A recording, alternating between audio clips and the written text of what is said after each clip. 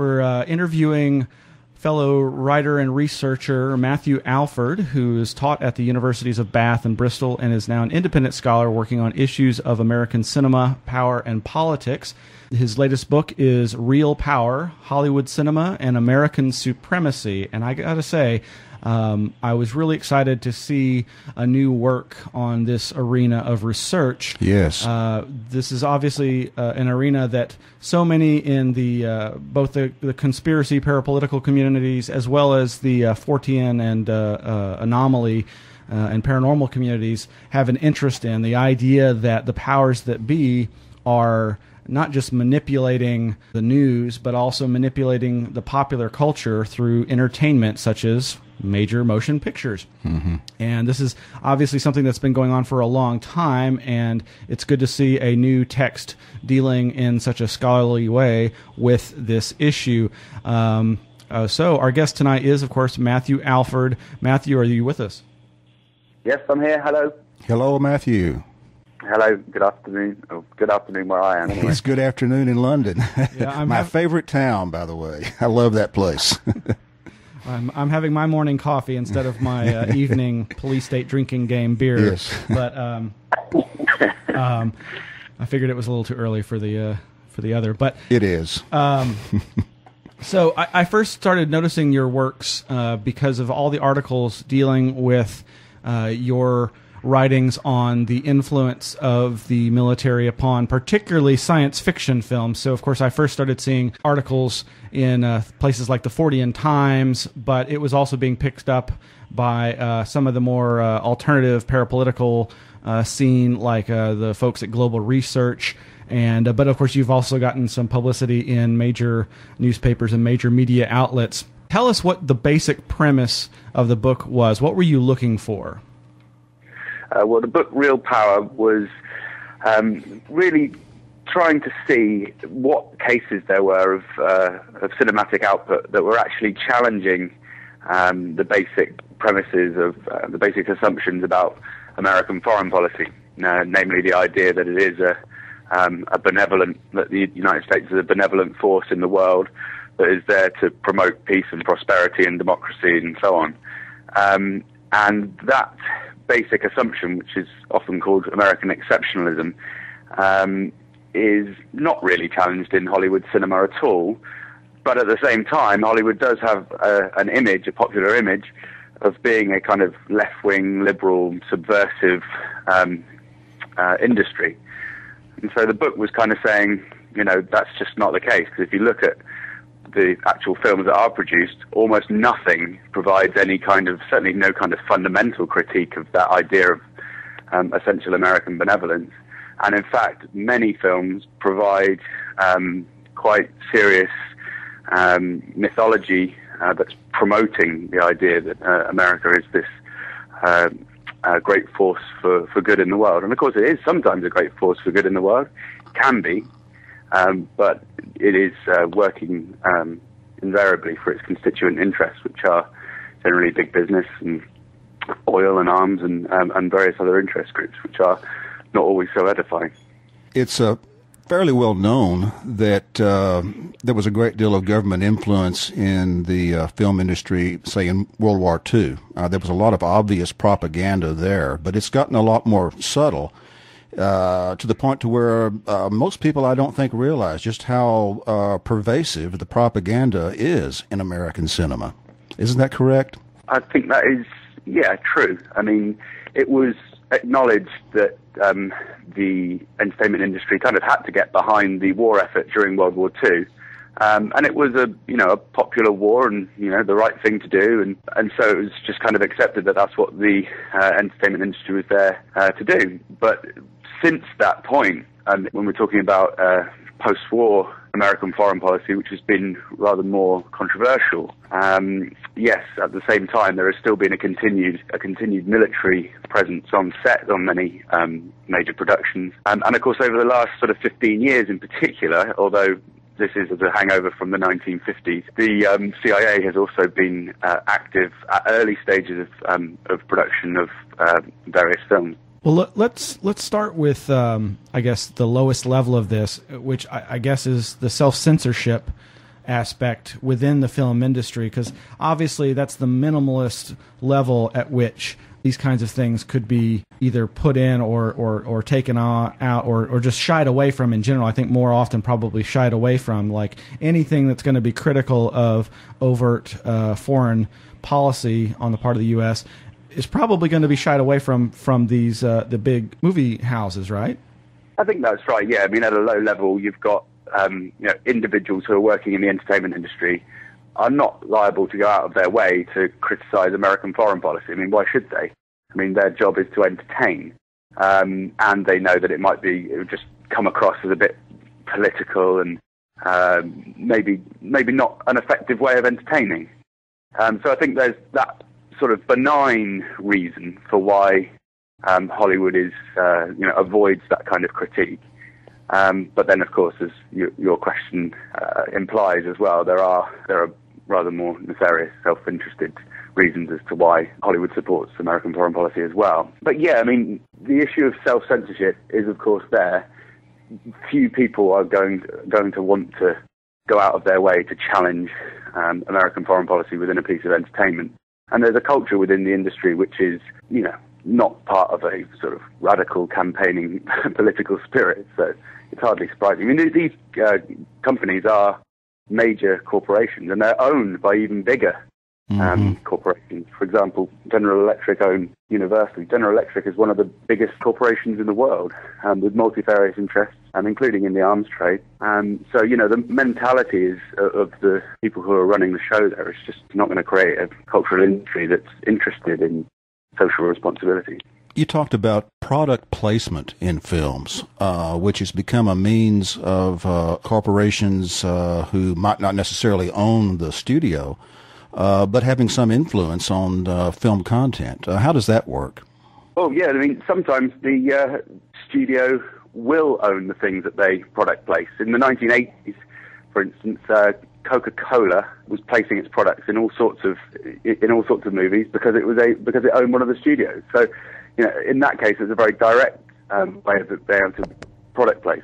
But usually you've got several hundred companies that are wanting to place their products in movies, sometimes for quite large sums of money. So, for instance, one of the James Bond films covered over $100 million of its cost simply by having placements of cars and so on in there. And one of the effects of that is, and it's an indirect effect, it's not a sort of conspiracy, it's part of market forces, but it means, are you really going to have films that are kind of gritty social realism, challenging of established norms and myths, or are you going to have films that are just like things maybe blowing up a bit so that it kind of creates a conducive message to, drinking Coke or driving a car? Mm-hmm. And that's, something like Transformers or Fantastic Four. Mm-hmm. And those films didn't really start out as great subversive text anyway, of course. Yeah.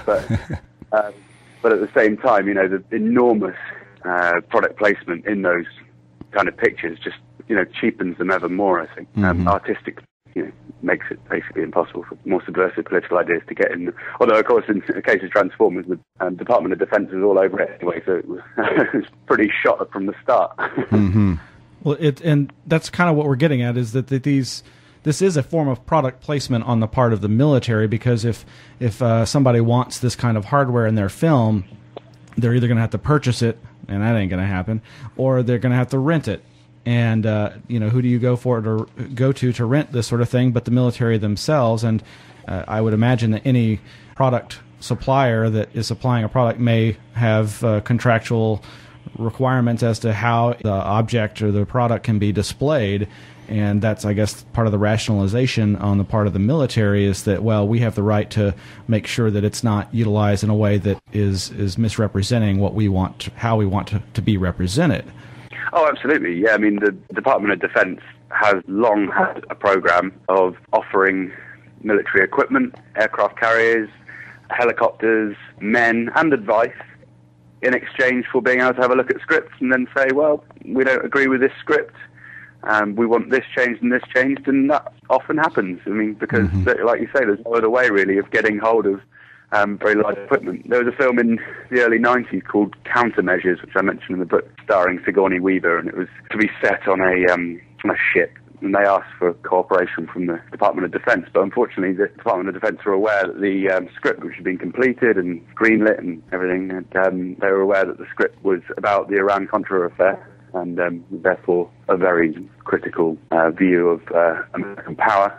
And the DoD, in their notes about the film, said we've got no reason to remind the public of Iran-Contra. Now, that's an example where the DoD kind of slipped up, I guess, by putting that in print, because it gives the lie to the fact that they're just a kind of neutral body that's just providing stuff, and, we kind of want to be presented in a kind of factually accurate way. Of course, they want to be presented in a factually accurate way. They don't want, a captain to be called a colonel or whatever. Yeah. But the real agenda behind it is to get people into the armed forces and to polish the image of the armed forces, and furthermore, rather unpleasantly, to sanitize an often bloody history.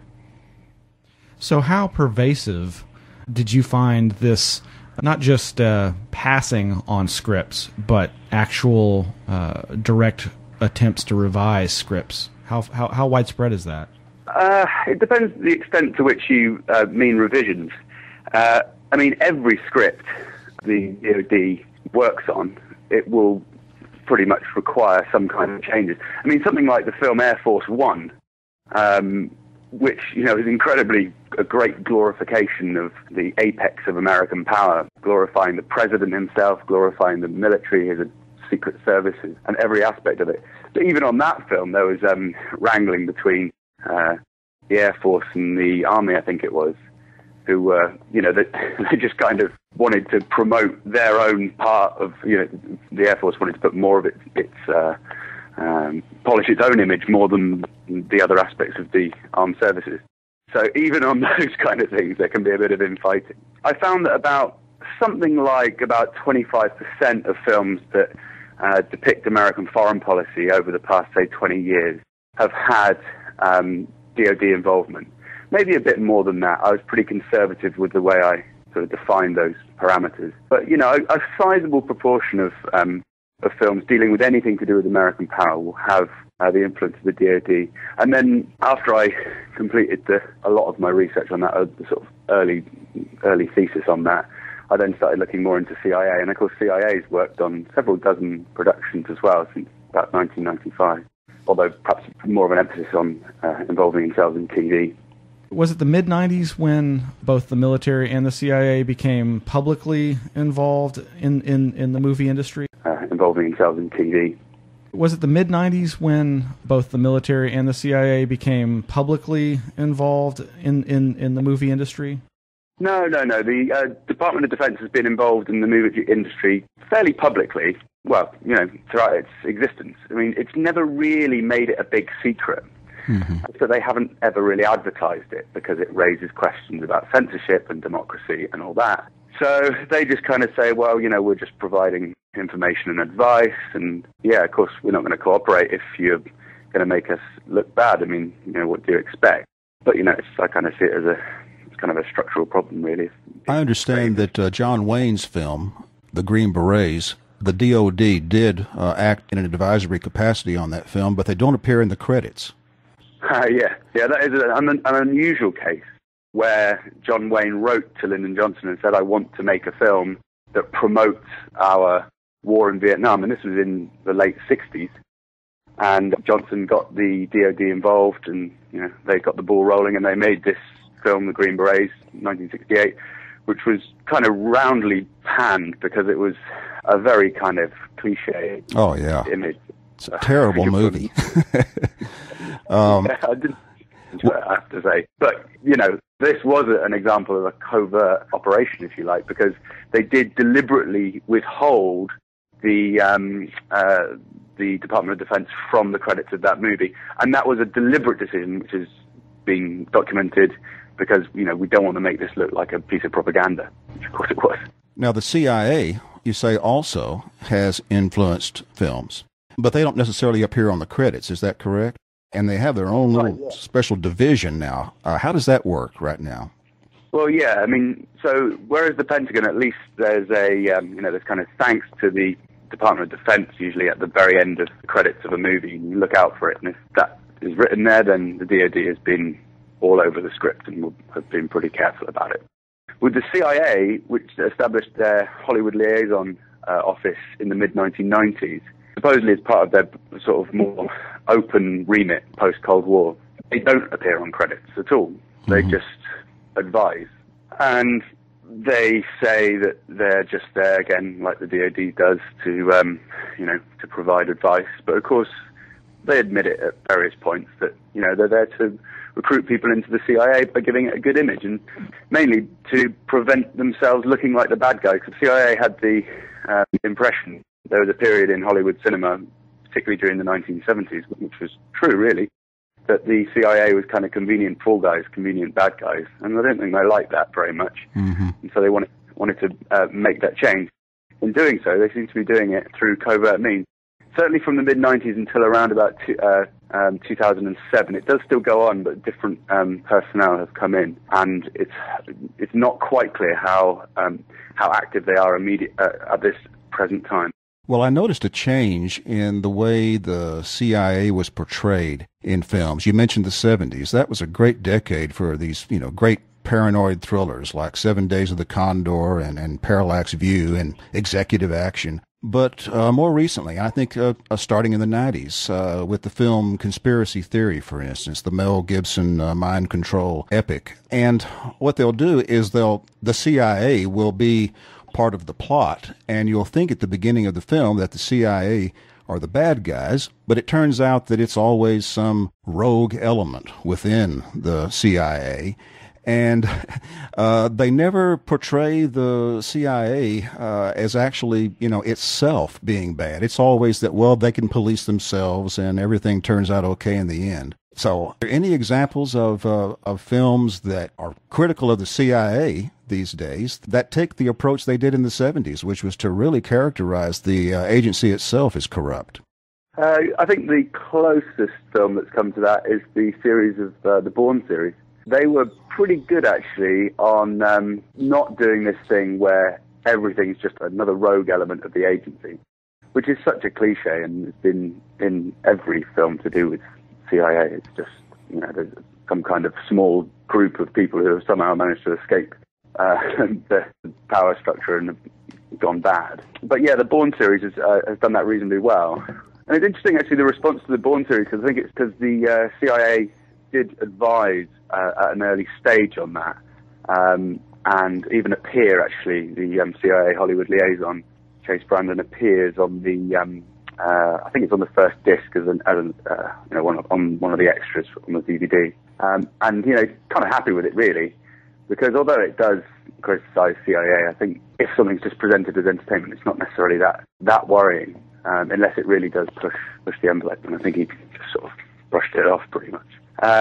In terms of executive action, just because you mentioned it, it was a film from 1973 about the Kennedy assassination, and that had quite an interesting production history. I think I'm just looking into it at the moment. It basically got no distribution, and even though it had some of the ingredients at least of being a popular film, it had big names on the cast list, including Burt Lancaster.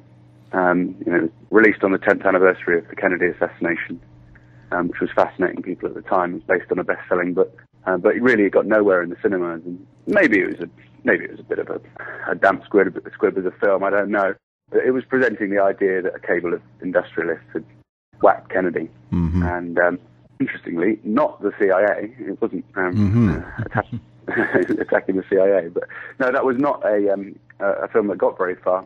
Even though all these other films that you mentioned, things like Parallax View, very well. But I think it's kind of what I mean about the Bourne thing. It's like, yes, the powers that be are not very happy usually about seeing something that kind of tarnishes their image. But what they really don't like is when there's factual information that's coming out in productions that provides something real, a kind of, and the Kennedy assassination example is a good one, because it took until 1991 for Oliver Stone basically to say a pretty similar theory, and then his was eventually, his film did come out and did make a huge splash and did make huge box office, But, it couldn't have been said in, the 1970s on the big screen by the looks of it. Mm-hmm. And if we're going to be taking executive action as the key case study. And, of course, when Oliver Stone's film did come out, there was a huge response by the media, by the people who had reported about the assassination at the time, and it caused ruptions throughout government. I mean, there was even Oliver Stone's movie and publicity surrounding it even forced the release of many of the Kennedy assassination files. Yeah. And it's pretty unusual for a film to have that kind of impact. Mm-hmm. I mean, there are cases, things like Fahrenheit 9/11 also had, kind of shook the power structures. But most of the time, as long as a film isn't attacking those very basic things, they often can be shrugged off. They may not be liked, but they can often be shrugged off. I think that's probably the case with the Bourne films. It's a very good movie. There's so many things about your book that I really like and appreciate, and you examine so many different movies, many of which I've never actually taken the time to watch because I sense that they would be so insulting to my intelligence, or they would represent so many aspects of foreign policy that I abhor. But you really break every analysis down to kind of these. I'll say formulaic, and I don't mean that in a negative way. Like, does this film unabashedly promote U.S. foreign policy without examining, the causes of its actions? Does this film represent the trauma and victimization of the mostly often brown-skinned people that the Americans are killing in all these movies and in history? And whether, as I guess we were just talking about, whether it comes down to a few bad apples and whether or not the military, the government, and the intelligence agencies are self-policing. If there are rogue elements, there's nothing to worry about because these agencies are self-correcting and everything will, justice will be done eventually. But and when you rate, when you review all of these movies on those factors, clearly you find time and time again that there is no depth or breadth to the analysis of why the United States is in these circumstances. It's always in the most broad, mythic terms, and that if it does portray rogue elements, that it will be self-corrected through the system, which of course we know doesn't happen. And again, also you point out how so many of these films, the victims aren't the people being killed by our foreign policy overseas. It's us as Americans. Now, someone might argue that, well, of course, these are made for the American audience, but that's not even really true anymore with the international flavor and mechanisms of the movie industry. Yeah, well, I completely agree with that. I think what I've tried to do with the book is to treat movies seriously as pieces of political work, which isn't done that often. We look at a newspaper article or a news story on the TV, and someone says something that's ridiculous or offensive or racist, then you're going to pick up on that, and you might even complain. But that doesn't tend to happen with movies because we suspend our disbelief a little bit and we say, well, it's just entertainment. But then, we should take fiction pretty seriously because we wouldn't want, say, fairy tales to contain racist depictions of people and then read them to our children. And I think we should be a bit wary about having those kind of horrible ideas, ridiculous ideas, offensive portrayals in the films that we consume and the TV that we watch, and also the kind of self-serving images of the West as being, always right and good, albeit apart from these bad apples. So yeah, I think it's worth taking them seriously, and that's how I wanted to take apart even a lot of these. I wanted to be pretty comprehensive. Look at these films, that people like yourself won't watch because you can pretty much guess what they're going to be like. Yeah. But also the other point was to focus on the films that are particularly lauded as being challenges to established Western doctrine. So films like Charlie Wilson's War, for instance, or films like Hotel Rwanda. But of course, these films, if you do treat them seriously and you look at them more carefully, you kind of realize that, well, first of all, they've probably been watered down, certainly in the case of Charlie Wilson's War. The link between the American arming of the Mujahideen in Afghanistan was removed, and we've got a CIA officer who was on set, ex-CIA, I should say, Milt Bearden, who claimed in print, that's kind of what we were doing. We were trying to prevent that link between arming these terrorists and the events of 9/11, and that's what we're there to do.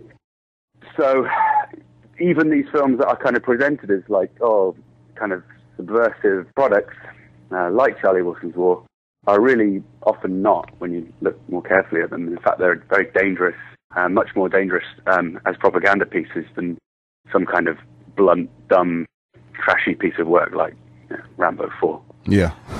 The other things I really like about your book is, and you've already alluded to this a couple of times, that you went, you didn't just watch these films and critique them. You actually, delve into not just news articles about the movies and the production, but you also obviously listened extensively to these extra DVD commentaries and pulled out information that's probably nowhere else but in those commentaries, which means it's actually not in print anywhere else, which can have a significant impact on history, I suspect. And you also quote, of course, other authors and experts, and there's a quote in here that gets to what we were just talking about with the racism and stereotypes. You quote Robert McKee in talking about the difference between stereotypes and archetypes, and the quote is something like, he explains that we watch movies to, quote, live in a fictional reality that illuminates our daily reality. We do not wish to escape life, but to find life, to use our minds in fresh, experimental ways, to flex our emotions, to enjoy, to learn, to add depth to our days. And so much entertainment can be, what now the phrase is edutainment, but, education is an important aspect of storytelling and myth making, but far too often, as you illustrate, either through the excising of things, like in the example of Charlie Wilson's War, or the complete rewriting of history through the storytelling in things like Hotel Rwanda, Black Hawk Down, these movies do a great disservice to the original story that they're allegedly trying to document, or that they're supposedly inspired by. Yeah, I agree. The films like Black Hawk Down do rewrite history in very dangerous ways. And in fact, that's a great example, because the original book that Black Hawk Down was based on was a really good piece of work, damn good piece of journalism by Mark Bowden. But, the DoD got their hands on the script. There's various reasons why they wanted to chop out stuff that was controversial, because it was suggesting that the American role in Somalia was not really, certainly not purely as a humanitarian effort. There were other motivations going on, perhaps partly economic, but also just simply the brutality of the American action there. Under very difficult circumstances, and no way to criticize individual soldiers who are obviously traumatized by that, but the policy decision to go into Somalia was had many different motivations, let's just say, and pretty brutal and bloody outcome. But the film was, kind of just only presenting one side, pretty positive, saccharine image of the American attempt to do good, and of course no good deed goes unpunished, and all these other self-serving ways of viewing that American power.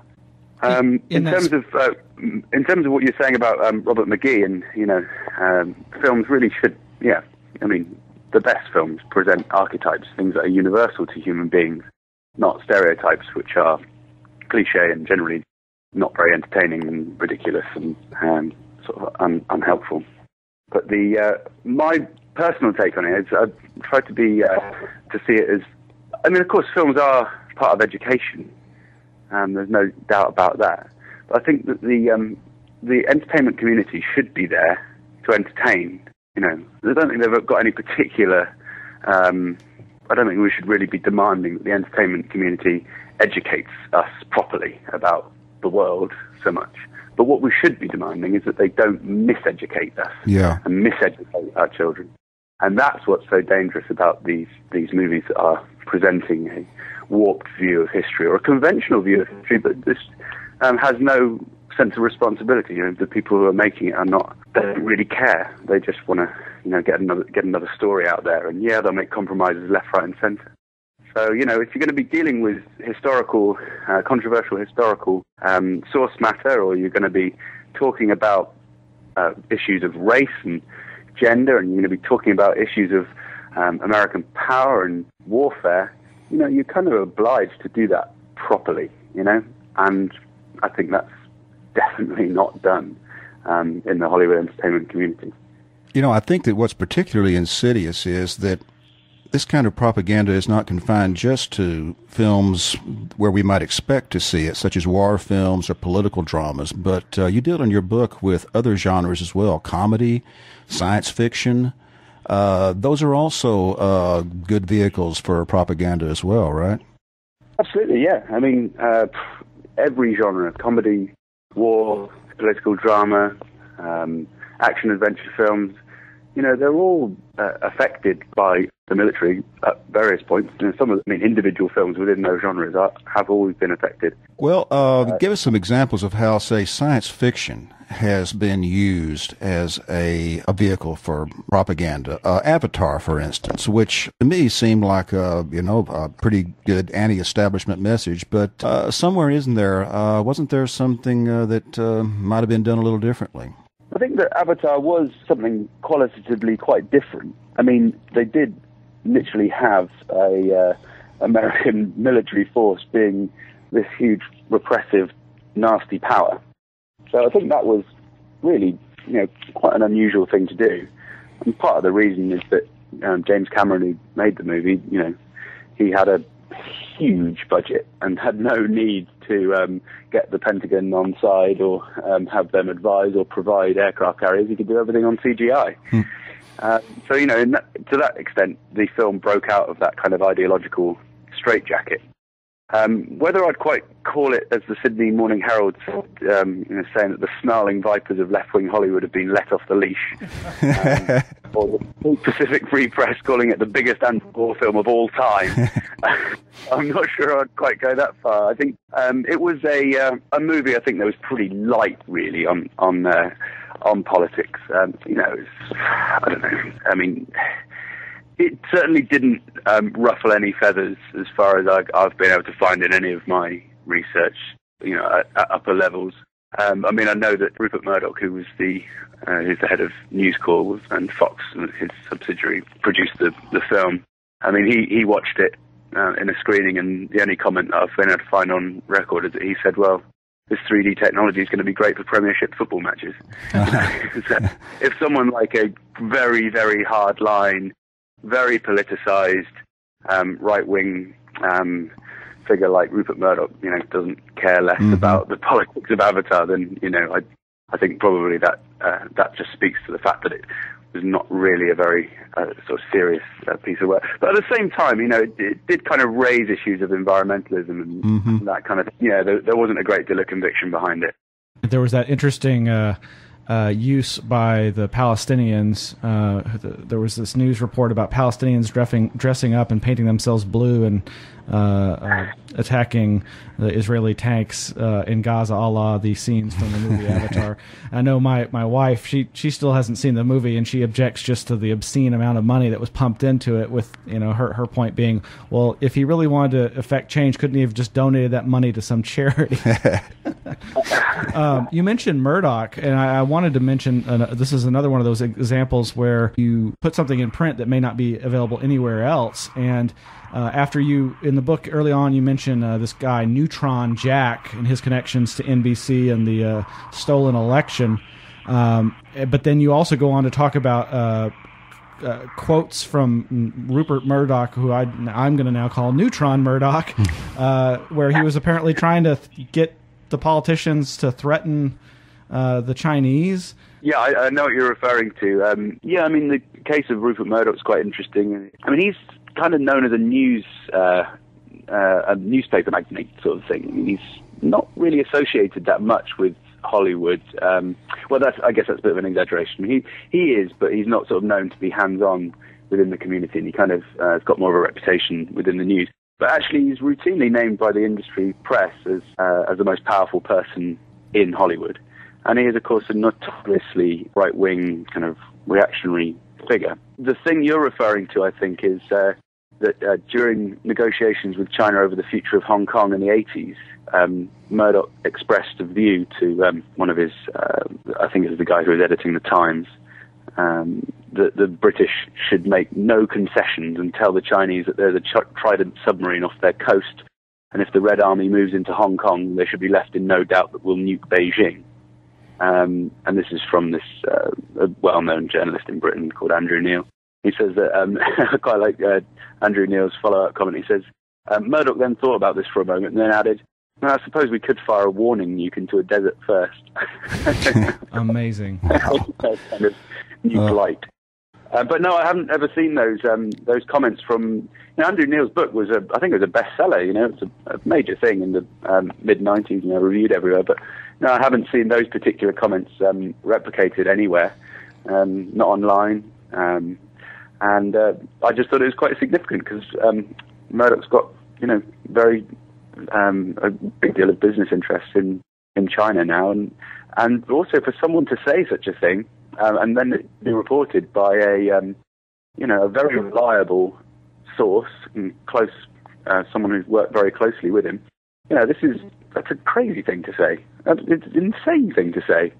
And now the extent to which he maybe he was joking. He certainly didn't seem to be. And whether he was actually able to pressure, whether he wanted to or had an inclination or ability to pressure the British government into their foreign policy over that particular thing is debatable. I rather doubt that he was able to do anything. But of course, the Murdoch press, particularly in Britain, although I think he owns newspapers in the States as well, he owns The Sun, for instance, which is the biggest selling tabloid paper here, and of course Fox News. And so, he's a powerful force, and if saying those kind of things, it makes me question his kind of humanity, really. Yeah, around that same part of the book, you drop the interconnections between the boards and CEOships of companies as diverse as Disney and Boeing and DreamWorks and Northrop Grumman, and the atrocities that companies like GE, the American Air Force, and the Israeli military have been linked to everything from human experimentation to pollution and bribery and other scandals. So, I think it's true of any time you get a big corporation, there's going to be a seedy underbelly of all their atrocities and scandals and abuses of power. Now, going back to what Mac brought up as far as the science fiction and other genres, I did find it really interesting, the different examples that you gave of films that were the exception, the films that seemed to actually buck the establishment. Well, I'll get to there's another question I wanted to ask you, but as I mentioned at the beginning of the show, it was your articles in Fortean Times and other locations that seemed to be focusing more on the science fiction element.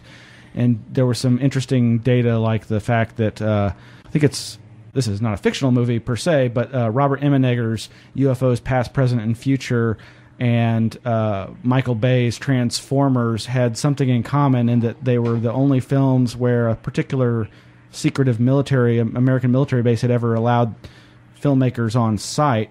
So can you give us some of the background in your research into the science fiction element? Yeah, well, I'll talk about the UFO angle, if you like. I've been working with Robbie Graham, who's a UFO expert, doing a doctorate in it at the University of Bristol. And my area really is in propaganda, and that's why I'm interested in it. I'm not much of an expert in what actually UFOs are. But we did that piece for the Fortean Times a couple of years ago, but actually we've got a new, vastly updated piece of work coming out in a peer-reviewed journal in a few weeks' time called 49th Parallel, and if any of your listeners are interested. And I'd say that that's a comprehensive a piece as ever has been done, certainly as far as we're aware, about the involvement of the government in the manipulation of images of UFOs, so perception management of the way that unidentified flying saucers have been presented. So we've had many cases of this. It's been kind of I'm sure you know, like there's been a lot of rumors about that kind of thing for years. You know, was tea, for example, a way of, acclimatizing the world's population to accept alien visitation or whatever, you know? So it's kind of a lot of swirling rumors about it. And so that's why me and Robbie took a really careful look at it. And we're really pleased with the piece that we've produced. Much more advanced, I hope, than the original piece from 14. But yeah, we found loads and loads of examples of military involvement. One of the most striking ones was that which we opened the article with, is that there was a CBS TV show where Donald Kehoe went on. You probably know Kehoe, and he was asked. You know, that they were doing a special about UFOs called UFO Enigma of the Skies, and Kehoe was this retired U.S. Navy major, and he had been involved in sort of the government investigations into what flying saucers were. But they'd scripted everything in advance, and everyone was meant to just read from a teleprompter. But when Kehoe did actually speak, he was so frustrated by the whole process that he veered away from the script and actually stated to the American people, he said, I'm now going to reveal something that's never been disclosed before. But the rest of his announcement was completely unheard by television viewers, because unbeknownst to Kehoe, his microphone had been cut by the station. And, this is a great little story, we thought. And we actually managed to chase down a letter from CBS, who was responding to complaints about what had happened. And, they said, well, sorry, this is a matter of national security. And there are plenty of issues, plenty of similar cases, really, where there's been various sort of strange government involvement in pictures that are discussing UFOs. In the case of Transformers, I mean, yes, they did allow, very unusually, they did allow there to be filming at Holloman Air Force Base, I think on another military installation as well, which is extremely unusual. I mean, they don't tend to open up military bases for film crews. I'd say that in that case, it was really just because they were going to be showing off extremely cool-looking equipment, and the military looked great. I don't think there was a sort of hidden program there. In the case of the Emenegger documentary, as many people are aware from the mid-70s, no one knows why the government provided such extensive assistance to a film that was really promoting the extraterrestrial hypothesis quite strongly. I mean, you know, from the discussion we've been having today, and from reading my book and other things, you know, the military is not terribly keen on promoting anything that makes it look bad or weak or defenseless, or terribly keen on promoting anything that makes it look bad or weak or defenseless, or that they're lying, or, you know. But in this case, they cooperated on this documentary. Every element of the armed services, documentary makers coming into the corridors of power in the Pentagon. Some footage ended up in the final documentary of a glowing ball over the edge of the desert.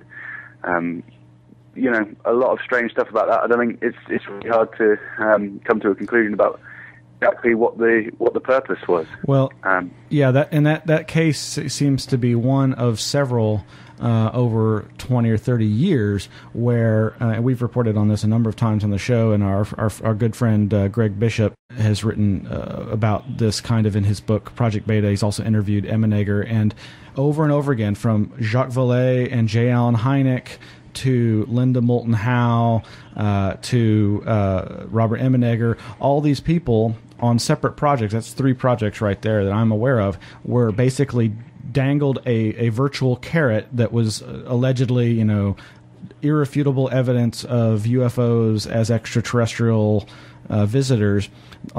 Supposed footage that the military had was dangled in front of them as a carrot, and always snatched away, and whether it even existed in the form it was claimed to is up for doubts. But as far as the Michael Bay thing, it's, to me, I mean, every movie of his I've ever seen, the thing that goes through my mind is, wow, state-of-the-art military-industrial entertainment complex. This guy just loves to bend over and take it from the military because he's well, as Bill Hicks would say, sucking Satan's cock. This guy, says he wants to make, movies about how great our guys are and how great, a job we do. And I think you even comment on, you quote, a different Greg Bishop, Army Lieutenant Colonel Greg Bishop, from the DVD commentary of Transformers, talking about what a great, spectacle this was and what a great advertisement it was for the military. Yeah, well, absolutely. I mean, things like Transformers are great adverts for the military, and I'm sure that they will have a great effect on recruitment, as they always state that they will, and I'm sure they succeed. Well, and of course, I was recently reminded, you make an appearance in a Al Jazeera episode of Empire, a TV video show. It's really good, and of course, as soon as I saw it, I thought, my God, this is completely inspired by the book Real Power, and they actually interviewed you in there, and to me, the whole thing from beginning to end seems like it was obviously somebody read your book and said, yeah, let's do a whole segment on this, and they, instead of just alluding to Michael Moore and Oliver Stone and others, they actually get them in there. But in that film, there's actually, I think, footage of this Lieutenant Colonel Greg Bishop.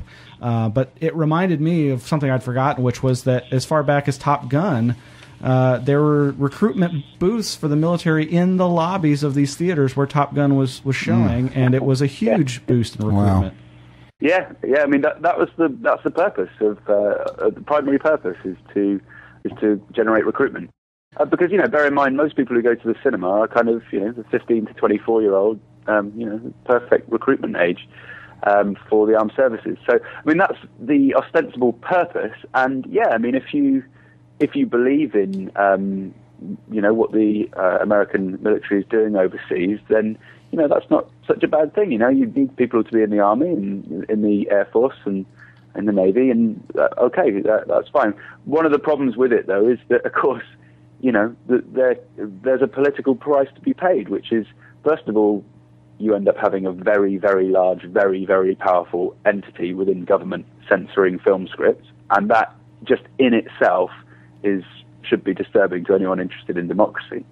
And the other thing is you end up getting these whether it's the primary concern or not of the Department of Defense, they're going to have an impact on the kind of history that we are consuming and the kind of ideas that we are consuming about the way that the world works, and you end up getting a sanitized image of history and of American power, which is extremely dangerous. I'm wondering what the solution or the antidote might be to all these these big budget propaganda blockbusters.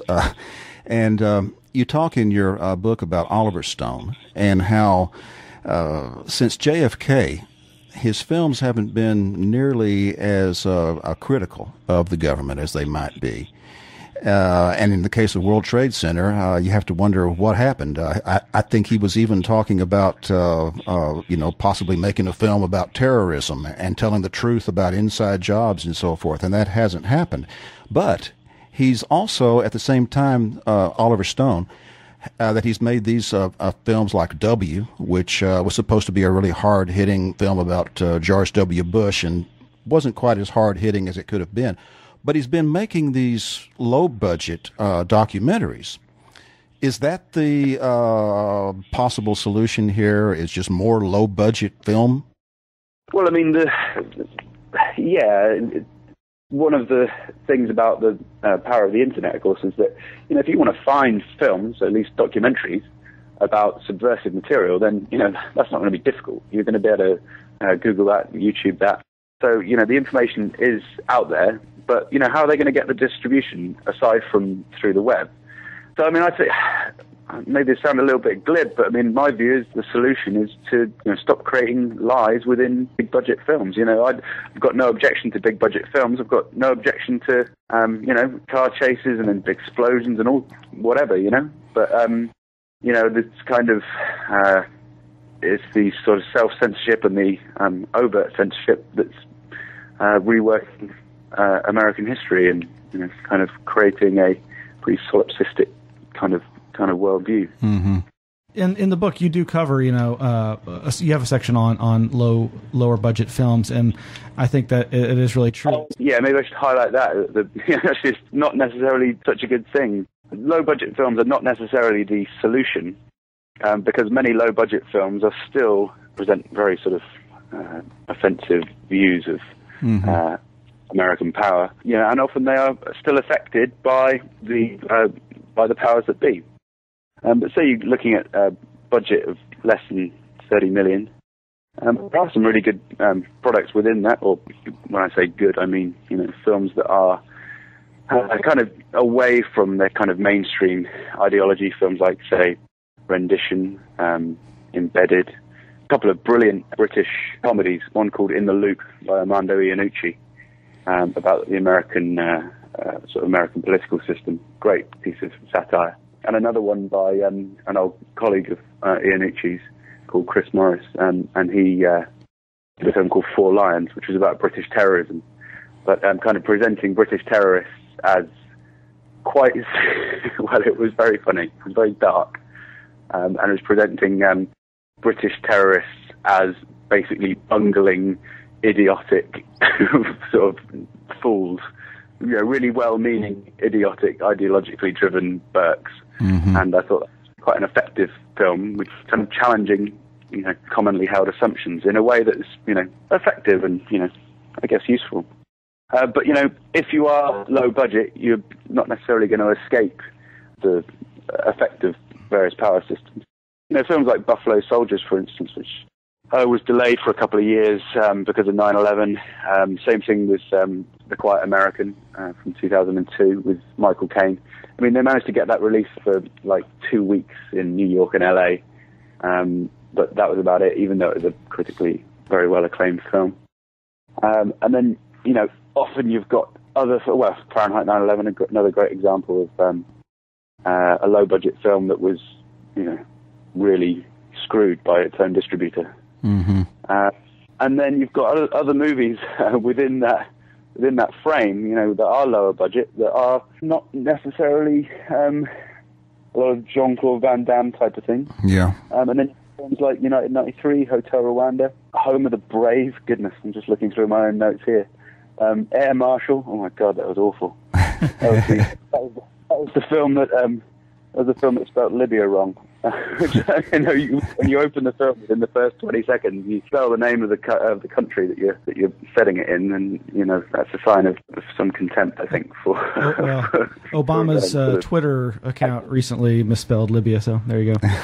There can be the assumption that if you're criticizing sort of big budget, rah-rah, pro-military films, that maybe this means that the person who's criticizing, whether that's me or anybody else, prefer to have art house movies, kind of promoted. But that's not really my agenda at all. I just think that films shouldn't present favourable mythology for the American government. I just think films should be honest where they can be. If people want to make art house films, if people want to make small budget documentaries or small budget films, and that's all great.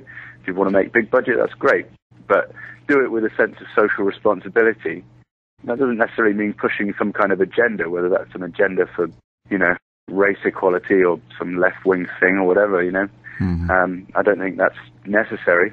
But I think it is necessary to stop films and criticize films, interrogate them, if they are presenting lies or an image of controversial matters in terms of foreign policy, which we'd otherwise be up in arms about. But just because it's a film, we may be less tough on that because we say, it's just entertainment. So, that's kind of where I'm coming from.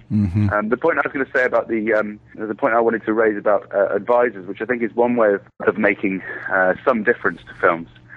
So you look at a film like Three Kings, for instance, from 1999, which in certain ways does still support kind of American cliches, American exceptionalism and all that, in that it shows the George Clooney character in Iraq kind of sorting things out. But, it was an intelligent film, and it was one that raised issues about what the role of the West was in the Persian Gulf War. And one of the reasons that it was a good film, but in terms of entertainment and politically had a social conscience, is because they had a guy advising on the film called Jack Shaheen. who makes it his business really to look at racist depictions of, particularly of Arabs and Muslims, in movies over the past century, past 100 years. And he's done an incredible body of work pointing to the long established stereotype of evil Arab terrorists. And he worked on the film, and the producers and directors were very happy to work with him, and they turned what looked to be a pretty naff script and very edifying piece of work into something that was critically acclaimed and really, really good. Mm-hmm. And the same thing happened on Syriana in 2005. Although my personal preference was definitely Three Kings. Syriana was quite not terribly entertaining, but Jack worked on that movie as well. So if you have got studios who are willing to work with people who have a social conscience, almost like corporations farming out, outsourcing to have a conscience, then that can be effective in creating better entertainment and things that are more appropriate. But then the flip side of it is if you don't do that, then you end up with films like From Paris with Love, with John Travolta, which is just the most hilariously offensive film I've seen in a long time.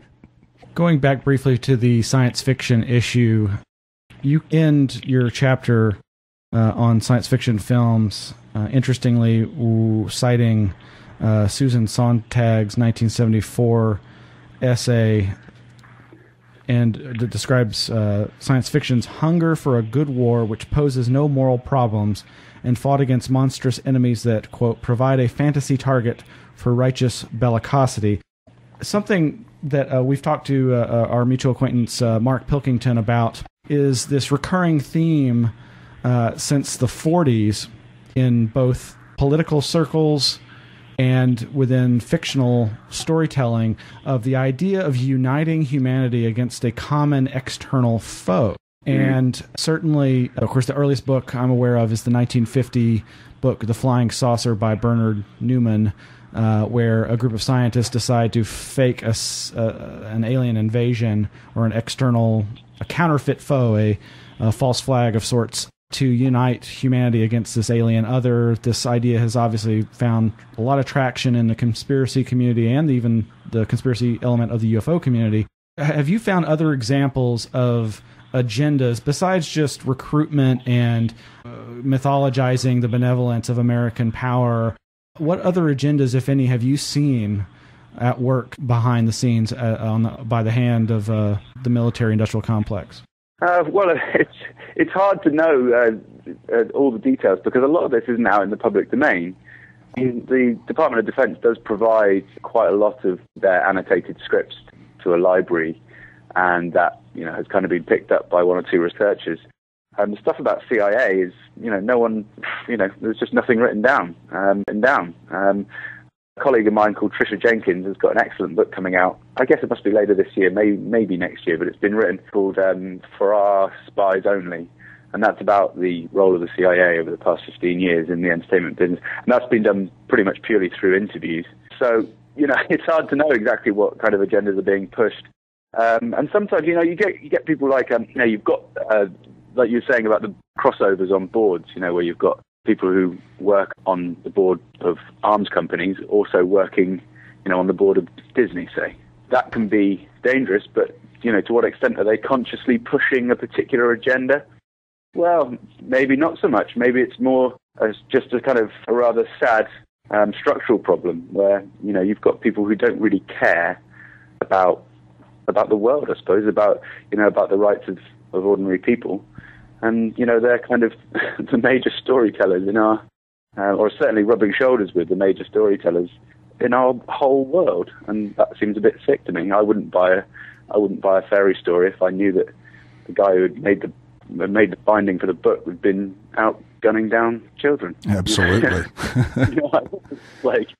It's just not a nice way of having things. I mean, of course, my children watch Disney films, and of course, but it's a sad sort of state of affairs, really, where you have got a world where arms dealers are in the same room and having some kind of effect on entertainment products. Yeah. quite know what you... if there's no specific example, that's the answer right there. And obviously, again, the Illuminati have paper shredders, right? Yeah, well, I don't know about the Illuminati. I haven't come across them in any... Well, you haven't seen the hidden hand of the Weissopp's Illuminati at work here? Wait, if you want to write a sequel, then be my guest. I'd love to read it. I'm not sure if I can dig up any information on that. Yeah. There are one example that I probably should raise is a possible example of very clear censorship, which was the mysterious death of Gary DeVore, who was a screenwriter who vanished in 1997. Car supposedly ploughed into supposedly turned around on a main road, drove against traffic the wrong way, and then crashed through a small gap in the rail into the Californian aqueduct. Now, no one knows if that is what really happened. There are a lot of suspicious circumstances surrounding his death. I found a copy of an autopsy that had been missing in the post for 11 years, which we dug up in 2010, which said that Gary was, in the opinion of that coroner, who's a private coroner, said that he was murdered. So, and that's partly based on the fact that he was discovered without any hands, which is an indication of assassination. Mm-hmm. But you know, maybe that was just fish that ate the hands, or maybe they fell off during the accident, or who knows. But the point is that Gary's final script was about the U.S. invasion of Panama in 1989, and his script, which is now missing, went missing during the car accident. And that was so no one has a copy except for a very early copy.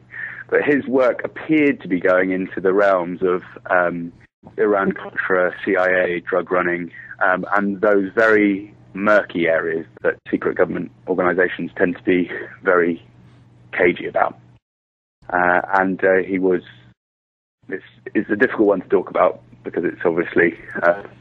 it's quite a spooky case, really. And because people close to the case are still active in the Hollywood scene, and I believe wasn't he at one time was married to the actress on Babylon 5 and other. She's also in the movie The Hidden. I can't think of the actress's name now, but she was quoted in your article as saying that that she would tend to believe her ex, even though he was her ex, that there was something nefarious going on. I'm trying to remember where I read that article of yours, where it was printed. That was 14 times as well. That was 14 times as well. And there's a documentary out there that folks can dig up online that's about the invasion of Panama and a lot of the weirdness associated with it, from allegations of thousands killed to allegations of advanced secret weaponry testing being part of that invasion.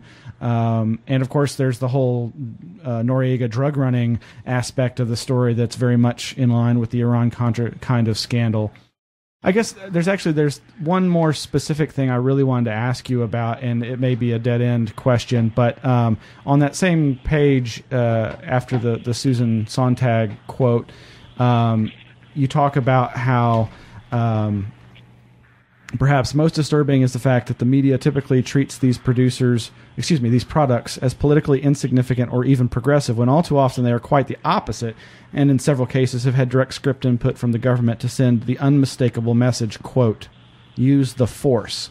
Now, I'm wondering here, are you suggesting, or did you see evidence that that idea of the force from the Star Wars series was somehow influenced by these forces? Not really, no. I mean, that was just me being cute.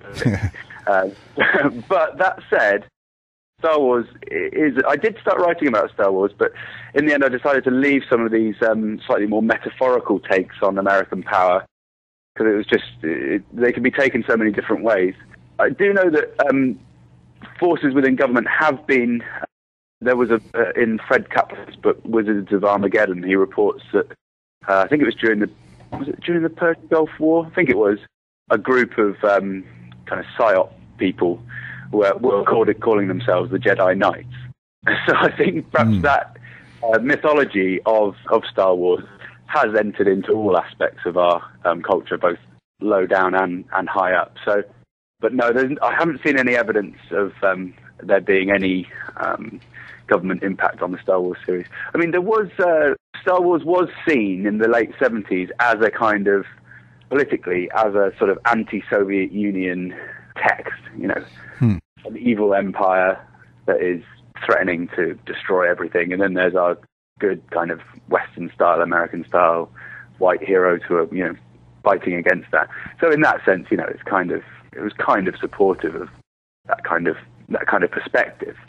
But I mean, that wasn't part of a conspiracy. It's just the way things were. And in fact, when the new films came out, it became more obvious, I think, that the film was always about the series was always about how democracies throw away people's rights and allow a dictatorship to take hold, which is the whole point of the kind of the Sith plot.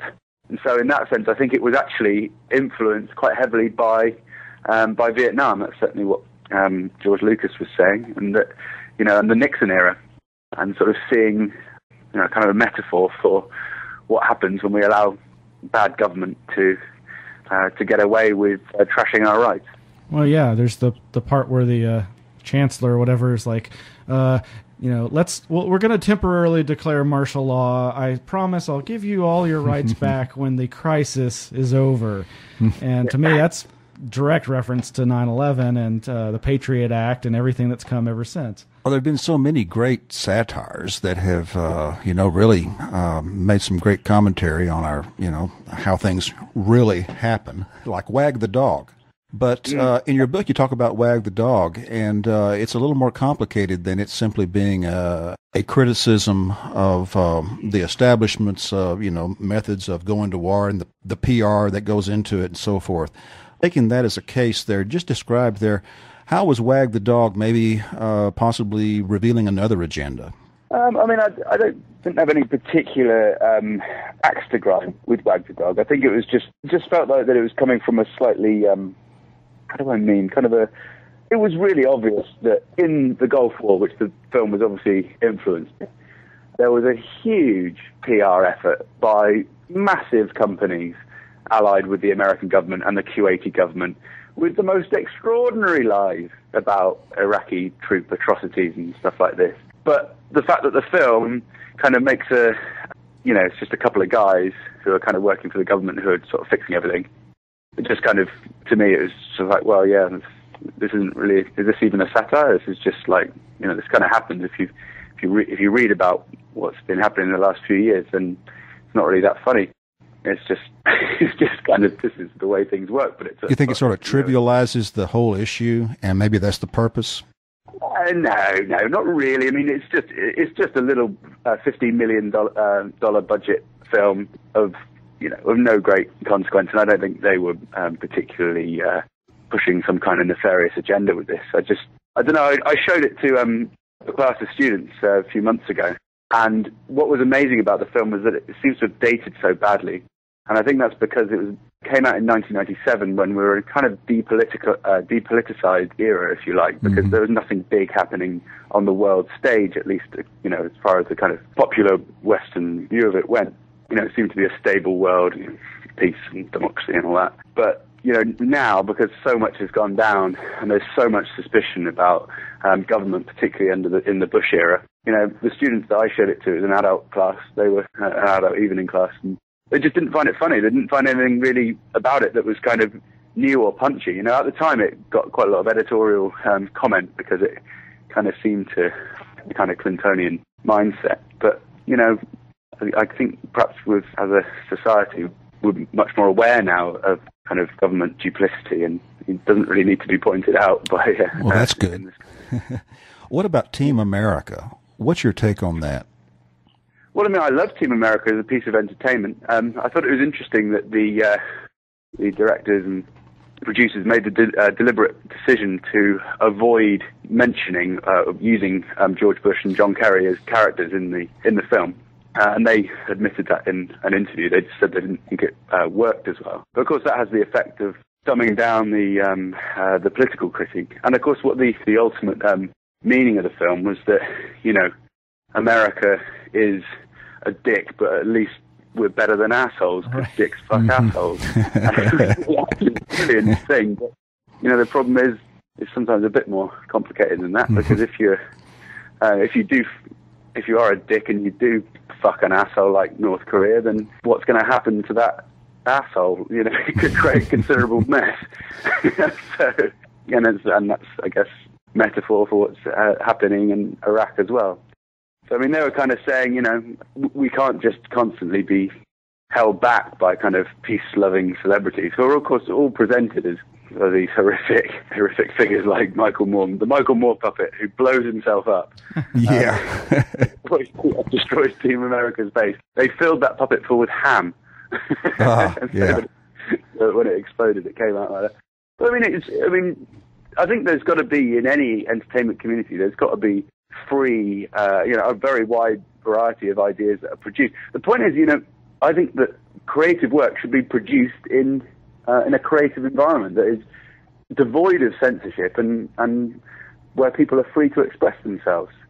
And, you know, that film was, in a way, a kind of, well, the New York Times reported it as one of the more nuanced defenses of American foreign policy that they've seen in quite some time. And I kind of agree with it.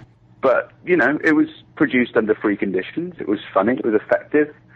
You know, it's worth having a range of voices across the board. Do you agree? I don't know. Yeah. No. Yeah. Absolutely. No. Absolutely.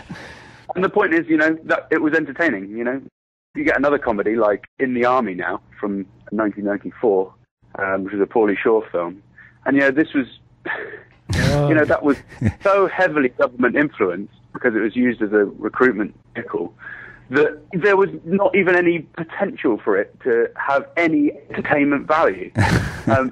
It's reviewed on Rotten Tomatoes at a 0% rating.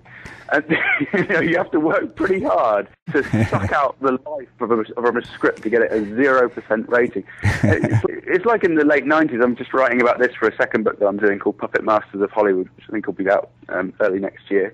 In the late 90s, a general called McCaffrey was working in the Bill Clinton White House, and they were injecting basically war on drug agendas into loads and loads of TV series. They had a budget of something like, reports are slightly varied, but something like $25 million. Wow. And they would pay producers to insert anti-drug messages in major programs like Sabrina, the Teenage Witch, and Beverly Hills 90210, and all this kind of stuff. And what struck me about it, apart from the fact that it's kind of a dodgy thing to do, is that one of the few shows that kind of missed McCaffrey's eye was Buffy the Vampire Slayer. And he said, can't find a quote right now, but he said something like, you know, this is just, I know he called it otherworldly nonsense. And I was thinking, wait, he just ignored, out of all of those TV series, I'm pretty sure that Buffy the Vampire Slayer was critically the most well received. It was dealing with issues of drug and issues of power and addiction. But if you get the government in to write scripts, you're not going to come up with a very entertaining piece of work. It's going to be sanitized, it's going to be boring. You know, even if you don't value value democracy or fairness of historical representation, if you want some decent TV, you know, don't let the government in on it. Absolutely. That's why, I mean, there's another case that, talking about, just to go back to Rupert Murdoch for a minute, I mean, I found it quite interesting. There's very little coverage of what kind of impact he has as an individual on movie output. But I did find a little thing the other day from the from 2000, which was that the New York Times reported that he was basically one of his major people had to resign, basically. And it was not quite clearly reported, because I guess they had to be a bit careful about the legal issue of it. But they basically, Murdoch had been disturbed by the recent dark tone of his studio's output, of Fox's output. And that was films like Fight Club and The Beach. So maybe there is a political agenda being driven there, because, you know, a film like Fight Club was, you know, signaling really the potential for Hollywood to really go down some very interesting and dark and disturbing and challenging areas, But then, the kibosh was put on that, probably by a few guys at the top just saying, no, we don't want to do that anymore. Mm-hmm. You've gone a bit far. It's not really quite our thing. And then they'll say, oh, well, it's because of box office, bad box office returns. But, Oh, there have been some cases of some great films ruined or almost ruined, such as Brazil, Terry Gilliam's classic, where he had to, what did he do? He had to make some special effort in order to get his version out there because they were wanting to give it a happy ending, this sort of 1984-esque story. Yeah, well, there's always the pressure to give happy endings. Yeah.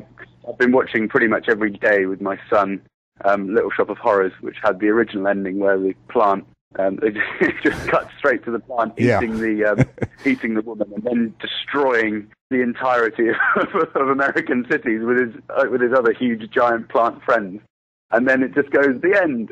It's terrific. Yeah. Most harshest ending, the most brilliant film. But, of course, the studio didn't like that one bit. No. And, well, also test audiences didn't like it, to be fair. And so they just had it ending with Seymour and Audrey getting married. Well, you mentioned the test audiences. Now, that's a kind of an insidious thing that has probably had too much effect on Hollywood product. And you talked about that a little bit in your book.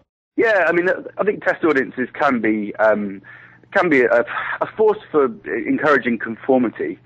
Is what the psychologists say, because test audiences respond to characters by saying, well, yeah, I don't like that character, or I don't like that ending. If an ending is a sad ending, it's like, well, no, I don't like that. Of course, it's a sad ending. Yeah. But or I don't like that character because he's a baddie.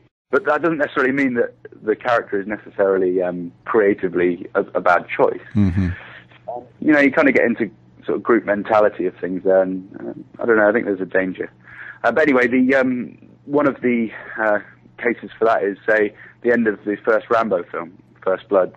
He blows his head off, but Mm-hmm. Test audience didn't like that because it's kind of a bit too dark to go down that area, and it would have ended the franchise. Yes. Have that. Yeah, and of course, then they get a franchise out of it, and a very successful one too. And there's just the question mark over, is that is it good to have groupthink dictate creative output? I mean, you wouldn't really want that for if you're painting the Mona Lisa.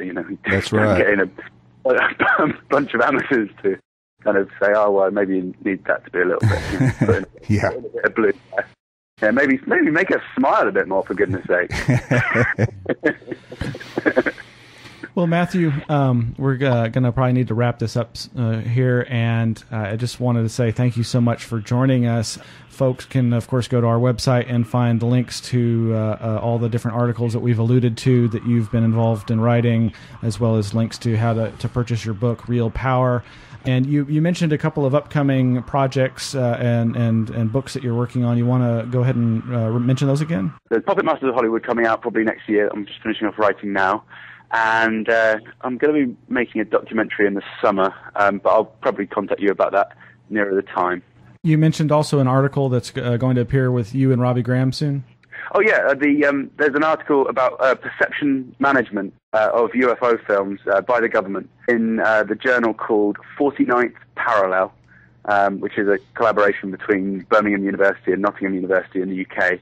And that's a peer-reviewed piece that we're really pleased with. It's kind of, me and Robbie have been working together for about 3 years, and it's kind of, taken a long gestation. But we hope that that's a kind of pretty comprehensive, or as comprehensive as it can be, look into the workings of the government in terms of presenting images of UFOs. There are other cases in there, like the Race to Witch Mountain, which came out a couple of years ago, where there seemed to be an intelligence advisor just hanging around on set. And there's a lot of good stuff in there. I think you'll enjoy it.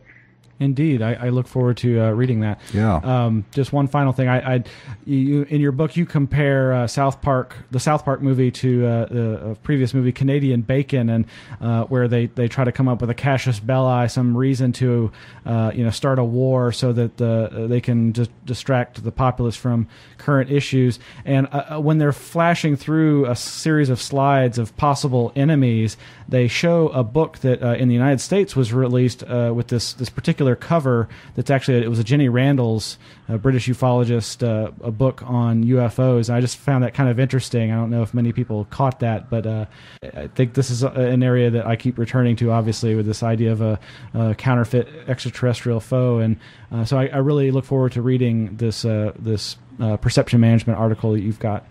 Well, thank you so much, Matthew. I really enjoyed talking to you, and we'll chat briefly after the end here. So, any final words? Thanks very much for your call. I hope it was interesting to people, and cheers. Well, it's been a fascinating show. Thank you for coming on. No problem. All right, everybody. This has been Matthew Alford, our guest, author of Real Power, Hollywood Cinema and American Supremacy. You can find a link to Pluto Books on our website where you can purchase your own copy. All right. Good night. Thank you. Good night.